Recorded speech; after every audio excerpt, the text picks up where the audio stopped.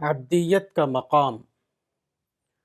بندہ جب تواضع کی حالت میں ہوتا ہے تو وہ خدا کے قریب ترین ہوتا ہے، کیونکہ خدا کے دربار میں کسی بندے کے لیے جو سب سے قریبی نشست ہے وہ تواضع ہی ہے۔ حقیقت یہ ہے کہ تواضع اگر نمائشی نہ ہو بلکہ حقیقی ہو تو وہ آدمی کے لیے سب سے لذیذ چیز ہوتی ہے، کیونکہ خدا کی اس دنیا میں وہ اپنی اصل حیثیت کا اعتراف ہوتا ہے، وہ خدا کے سب سے قریب پہنچ جانے کے ہم معنی ہے۔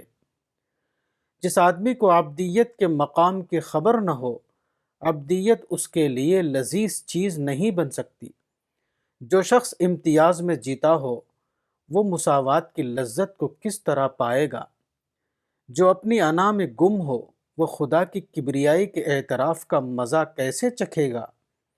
جو دوسروں کو غلط ثابت کر کے خوش ہو رہا ہو اس کو اپنی غلطی جاننے اور ماننے کی خوشی کیسے حاصل ہوگی؟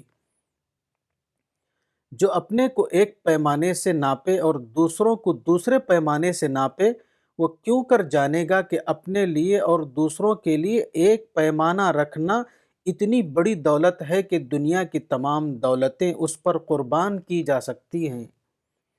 جنتی انسان وہ ہے جس کے لیے جنتی عمل دنیا میں سب سے بڑی لذت بن جائے، عبادت میں بھی اور دوسرے معاملات میں بھی۔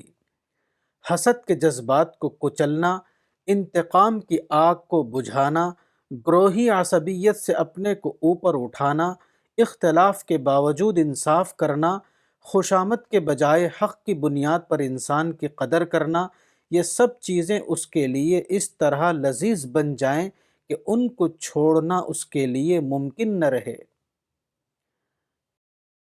کتاب باغ جنت، مولانا وحید الدین خان، صفحہ نمبر 31۔